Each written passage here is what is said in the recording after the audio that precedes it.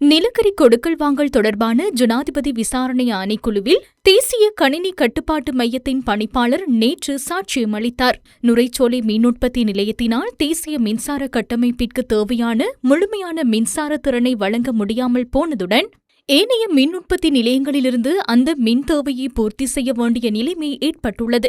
அதற்கமைய குறிப்பிட்ட காலப்பகுதியில் பிரதானமாக கரவலப்பிட்டி சொபாதனவி மின் உற்பத்தி நிலையத்தின் மூலமே அந்த தேவை பூர்த்தி செய்யப்பட்டுள்ளது.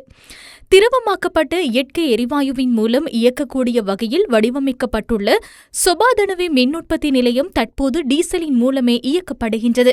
இதனிடையே தரமற்ற நிலக்கரி இறக்குமதியின் போது அதற்கான கொடுப்பனவுகள் வழங்கப்பட்ட விதம் தொடர்பில் ஆணைக்குழுவில் நேற்று கேள்வி எழுப்பப்பட்டது.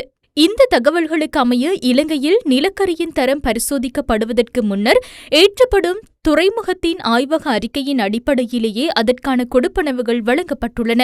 ஏற்றப்படும் துறைமுகத்தின் ஆய்வக அறிக்கையின் அடிப்படையில் விநியோகஸ்தர் நிறுவனத்திற்குரிய கட்டணத்தில் 80% செலுத்தியுள்ளதாக மின் உற்பத்தி தனியார் நிறுவனத்தின் தலைவர் பேராசிரியர் சாலிய ஜெயசேகர ஆணைக்குழுவுக்கு முன்பாக சாட்சியம் அளித்தார்.